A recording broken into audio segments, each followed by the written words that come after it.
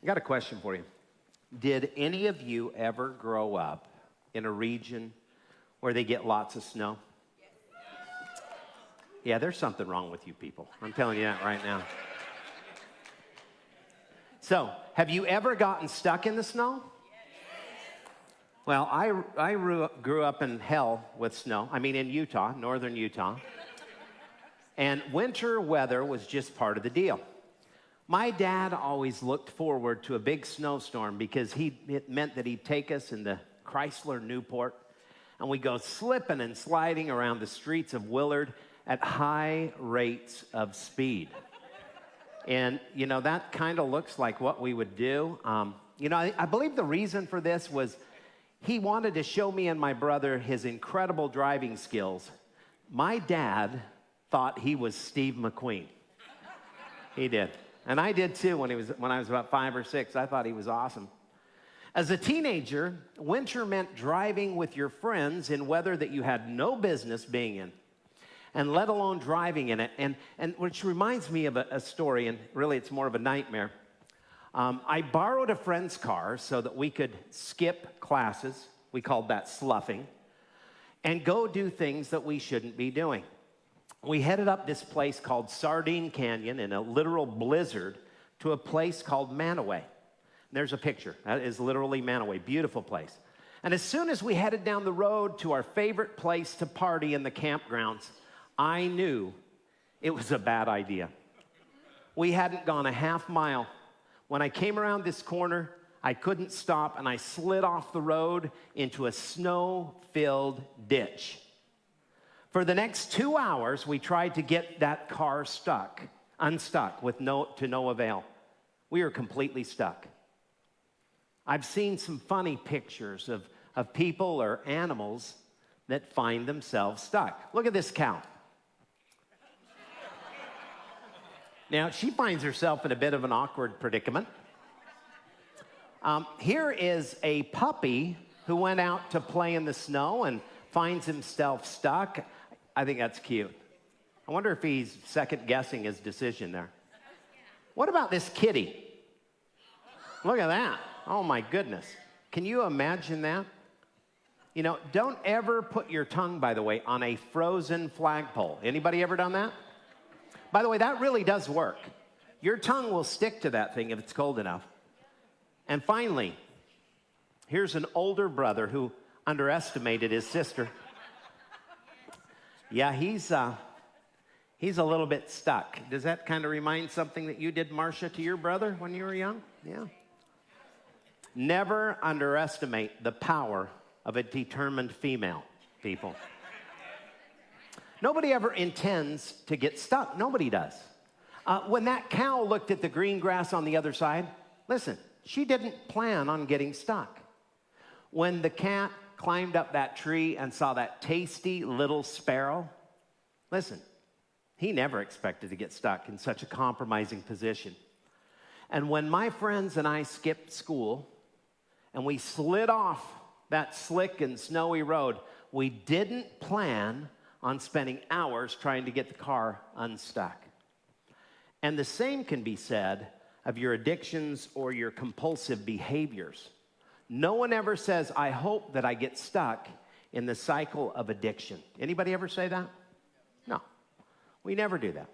When you had that first drink, or you looked at that first sexual image, had your first inappropriate relationship with the coworker, got that first credit card, took that first hit or snort, or tried fixing that boyfriend or girlfriend, you never thought you'd end up in the situation that you're in now. But guess what? It happens. And then you're stuck in the filthy mud of your ill-advised choices.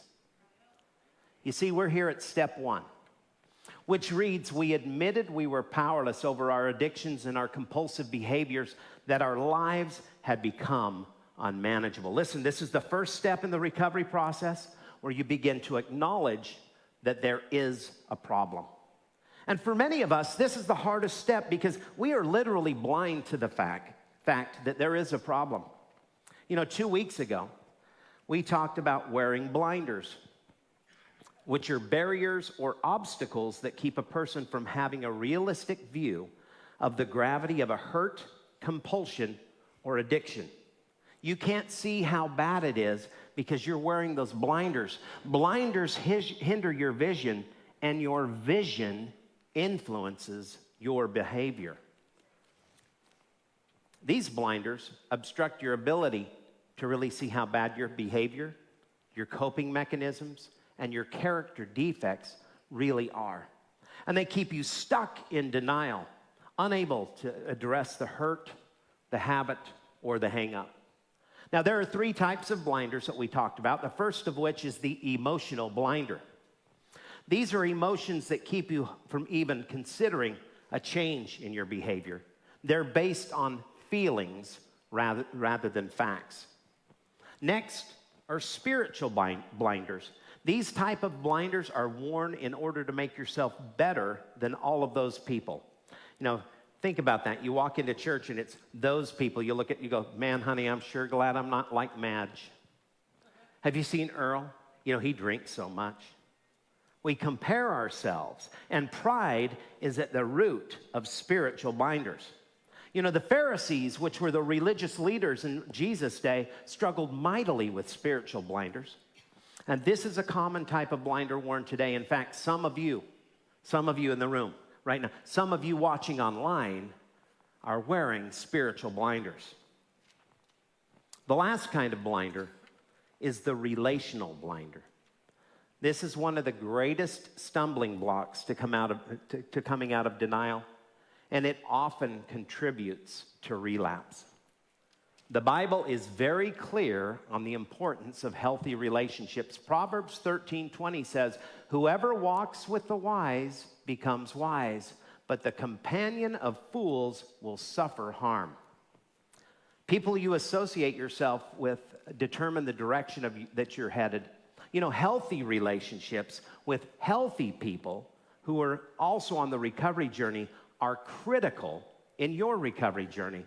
So choose the company that you keep wisely. And then I taught how to remove the blinders.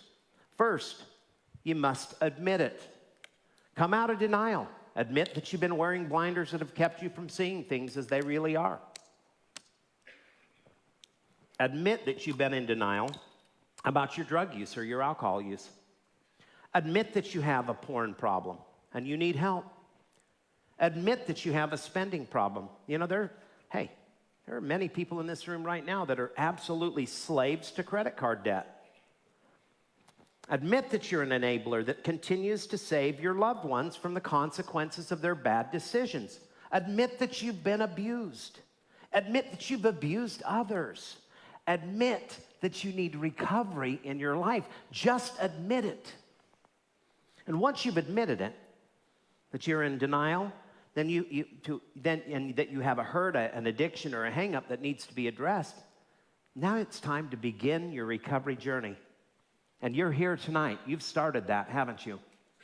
Stop putting it off and start the healing.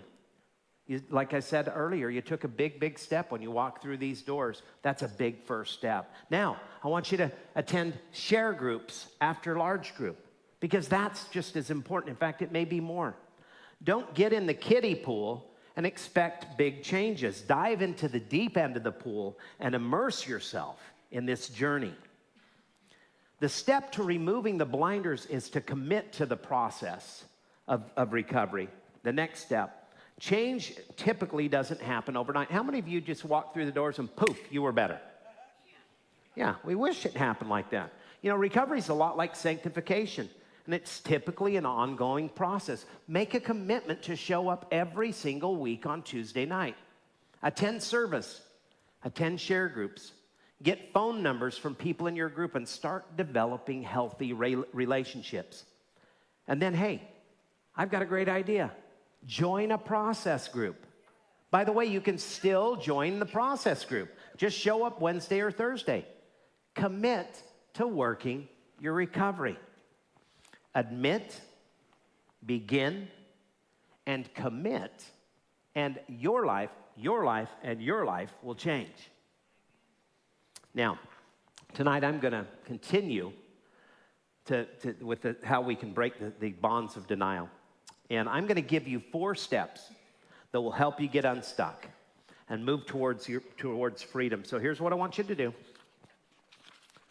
Let's get out our inserts that you were handed tonight. I want you to take notes. It's really a simple one tonight, so everyone can participate. Now, the first step to getting unstuck is be consistent. Be consistent. Attending every single week will lead to changed behavior and your ability to get unstuck. Hebrews 10:25 says, "And let us not neglect our meeting together as some people do, but encourage one another, especially now that the day of his return is drawing near." Some of you are here tonight for the very first time. Listen, first of all, let's give them a hand. They're here for the first time. That is a huge, huge step. Now here's the next step. Make sure that you show up every single week and develop a new healthy habit. It's just so important. Others of you are just coming back. Listen, welcome home. You're home now. We're glad you're back. I saw a couple people that are back tonight. Now, hey, let's not make it a once-a-year family reunion. Let's make it a weekly event. You know, and then there's quite a few of you who are just occasional attendees. You know, you're kind of like that bad habit, right? You just come back occasionally. Well, listen, I want you to be here on a weekly basis, folks. We are super excited that you chose to attend again tonight.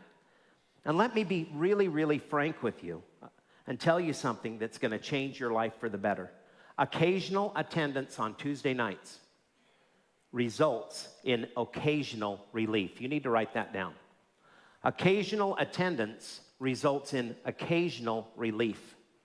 Listen, do you want just occasional relief from, let's say you get heartburn. Do you want just an occasional relief from it? Of course not. You want consistent relief. So how do you get that? By treating the problem. So show up every single week. You know, that's like having a massive headache every single day and only taking ibuprofen once a month. The other 29 days, you're miserable. That doesn't make sense, right? Right? Hello? Okay, all right. Consistency will lead to developing new healthy habits. By attending every week, you'll gain new tools to cope with life's difficulties. You know, Satan still is going to tempt you. Just plan on it. But you'll gain the strength to resist him. James 4:7 says, "Submit yourselves before God, resist the devil, and he will flee from you." Anybody want the devil to flee? Amen. Listen, consistency is going to totally help you. So keep coming back every week, and don't let anything distract you from becoming and staying consistent. Next, be teachable. Instead of thinking that you know better, be willing to accept the reality that you may be wrong. How many of you don't know how to say you're wrong? 70% of you need to raise your hands, right? Because that's hard to do, isn't it? Okay, so be teachable. Your better judgment is what got you here in the first place. You'll become teachable when you begin to listen to and learn from others who are way ahead of you in their journey. Surround yourself with healthy people. Surround yourself with people who inspire you and they make you a better you. Proverbs 19:20 says, "Listen to advice and accept instruction that you may gain wisdom in the future." Becoming teachable is acknowledging that you don't have all the answers. Your unhealthy coping mechanisms are learned responses. The learned responses become a habit. That's how it happens. Now, let me give you an example. Is there any baseball fans in the room? Okay, all right. So hitting a ball with a bat is a learned skill. And if you develop bad habits, your ability to hit the ball diminishes. One bad habit is when a hitter dips his back shoulder and he drops the barrel down. So what happens is when he drops the barrel down like this, he golfs the ball. My son is good at golf. So that's an example. He actually, and I'm not teasing him. It's just reality. He'd loop it up, okay? The result is a loss of power and weak pop flies. To correct this habit, the hitter needs to keep his shoulders level, bring his hands down to the ball during the swing. So here's kind of an example. I used to play a little ball. This may be totally off. But when you're batting, when the pitch comes, you go down to the ball and meet the ball, right? And guess what happens? That ball just, boom. You get some power. When you make direct contact, you drive the ball with power and the right trajectory. In order to correct this bad habit, the hitter needs to practice. He's got to practice the correct method over and over and over. So that's how you become teachable. You know, the thing about it in baseball or any sport is if you are a know-it-all and you're not teachable, you're never going to get good, right? The same can be said about your recovery. Don't be a know-it-all. Be teachable. Getting unstuck and out of denial will require you to be teachable in order to correct your unhealthy responses. Like the bad swing of a bat, consistent practice is the key to getting unstuck. Now, the next way to get unstuck is be willing to try something new. Be willing to try something new. In other words, have a teachable spirit. Breaking bonds of denial requires that you try new things, try new ways of doing things. And that's why some of you are here tonight.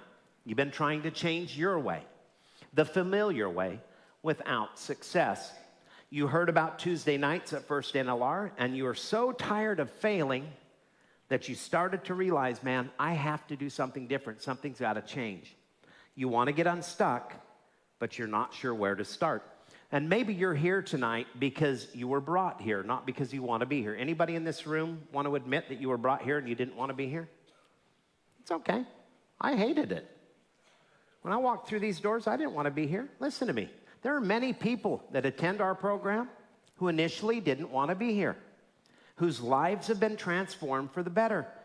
So just be willing to try something different. Whoever or whatever brought you here, it's time to try something new. And this reminds me of an old friend of mine who had a DIY project at his house. So let me share why I've got this prop here, but I want you to see something. So does this look a little familiar?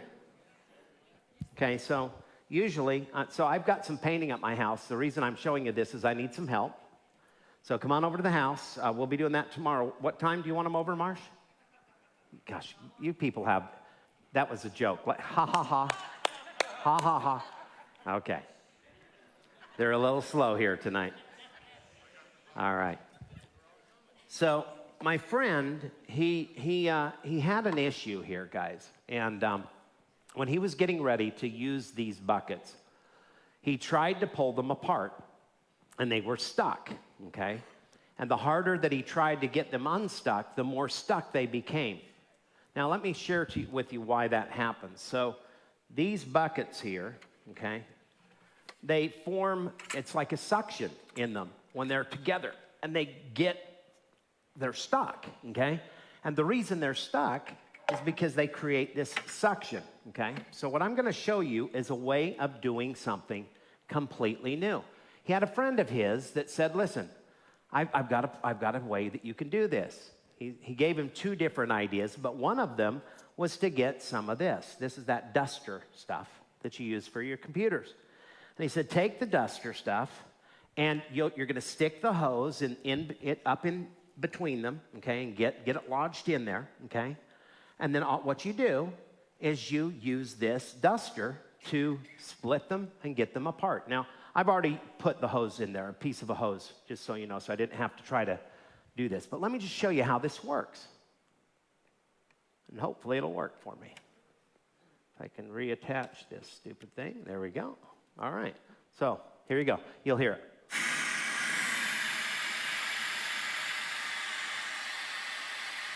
All right, so here we go. Now, you didn't see this, but it was lifting as I did it. Now, watch.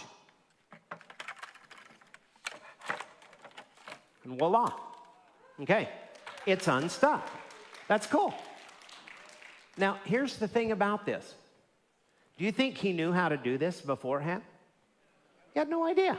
I mean, who would even think of that, right? But he had a friend who was, by the way, further along in the DIY journey. He was kind of his mentor. He'd done lots more projects. He'd had this kind of issue on several different occasions, okay? And so this friend showed him how he could get this unstuck. So listen, that's a really cool way to learn how to get unstuck. You know what? You need to be willing to do that. You need to be willing to try. Well, you know what? I may go back to this. You need to be willing to try something new. Try something like that. It's so funny how we get stuck in doing things the way we used to do them, and we don't try something like that. You know, at first, that idea, that seemed too simple to work. But friends, it did. Working the steps, in particular, step 1, seems way too simple, okay? And you think, man, how is that gonna work? But it does. Simply come to grips with the fact that you have a problem that you can't solve. If you could, you would have quit a long time ago. Listen, if you could realize that the moment you took that first hit off of a joint, you wouldn't have started, right? But once you got stuck, okay, you needed to run to these places. Now you're trying something new. So go ahead and admit it and be willing to try something new. And here's the last thing. Learn from others that have more experience and success in your area of recovery, which leads us to the final step in getting unstuck. Learn from winners. Learn from winners. Winners in recovery are people who are doing the deal. They have long-term sobriety. They have sponsors of their own. They have accountability partners. They've completed step studies, and they actively work with other people in recovery. Rather than spending your time hanging with the same old crowd, by the way, the losers, stick with the winners. Proverbs 19:20 says, listen to advice and accept instruction that you may gain wisdom in the future. Winners in recovery, listen, I'm going to pause. This isn't in my notes, but winners in recovery are obvious. They're the people who are here every week, okay? They're the people that when you hear them speak in the groups, man, you go, I want what he or she has. They're the people who have good lives. It's time to hang and spend time with the winners. You know, and here's some attributes of winners. This is also in your handout. His walk matches his talk. It's obvious that he practices what he preaches. His actions speak louder than his words. Her attendance is consistent. It's not sporadic. She's here every single Tuesday. And she attends church every weekend as well. She also attends share group, not just large group. Listen, if you're leaving after large group, do you know what you're doing? You're attending another church service that happens to be recovery focused. That's great. I like to think I'm a decent teacher, but that's not going to keep you sober long term. You have to develop relationships, and relationships happen when you're around other people and you stick around other people. Don't be the first one to leave, be the last one to leave. You'll develop relationships and you'll become a winner. When he talks, people listen. It's kind of like E.F. Hutton. There's an aura of wisdom, not hot air. His life is balanced. He's got good recovery. He's got good marriage. He's a good person. Listen, you can see good fruit. You know, we have a lot of winners here at First NLR on Tuesday nights. And I want to highlight one of our young leaders who is impacting lives by his example. Micah Frisbee started coming to CR when he was just a kid.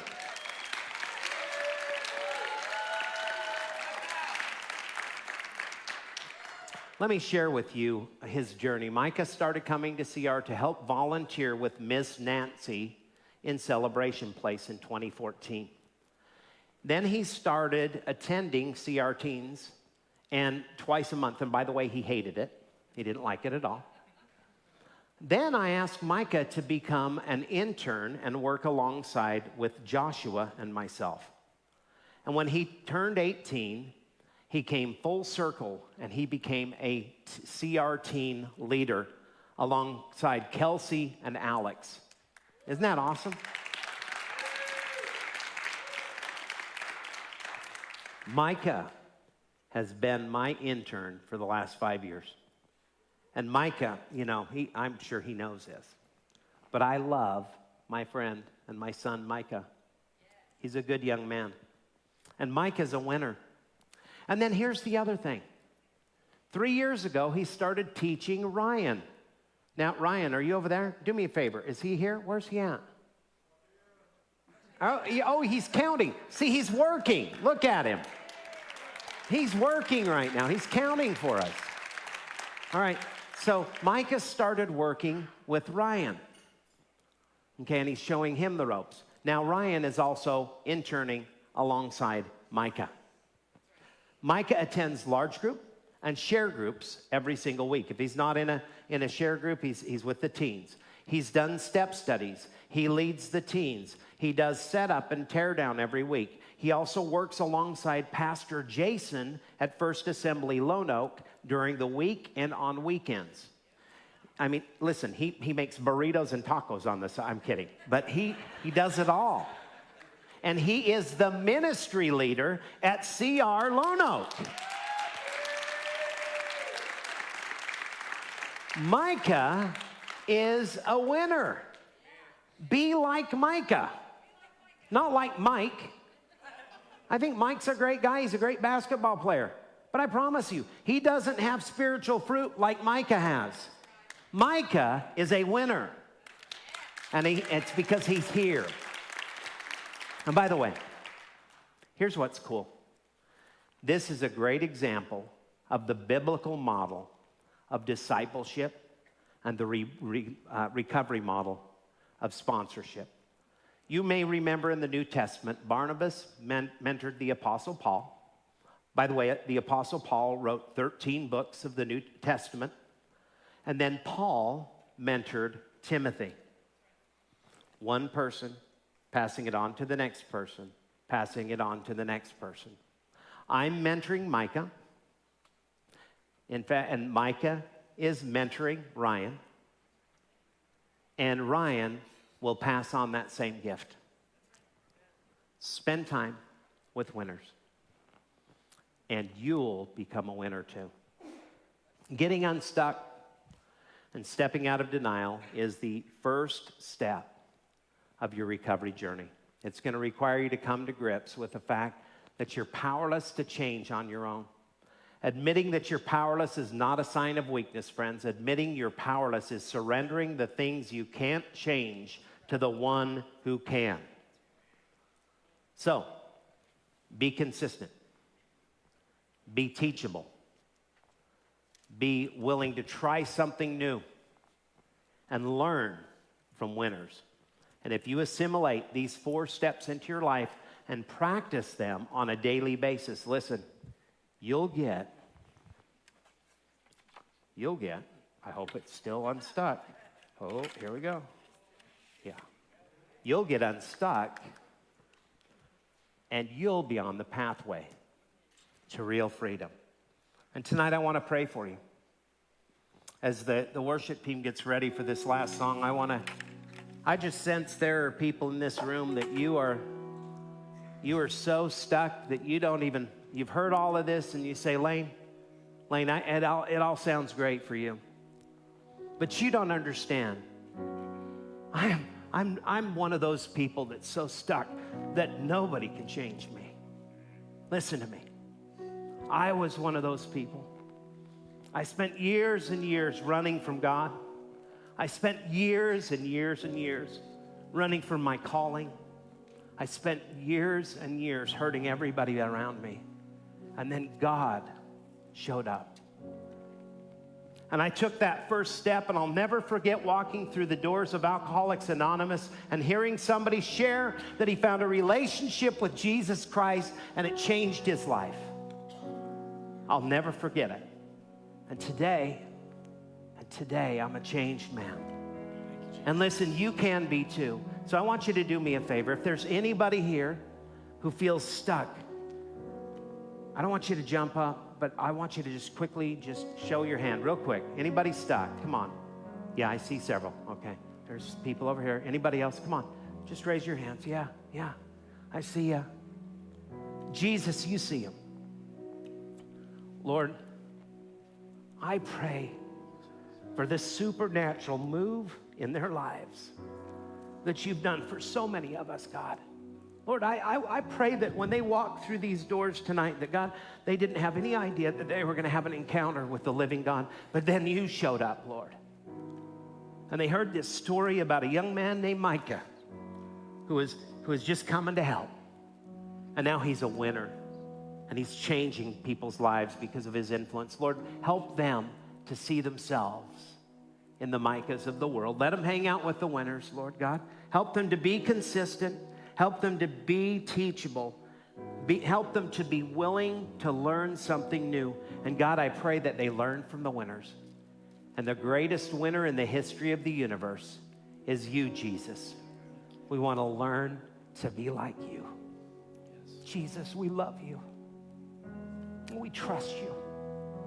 And we thank you that you got us all unstuck so that we could spend eternity with the Father. We love you. It's in your precious name we pray. Amen.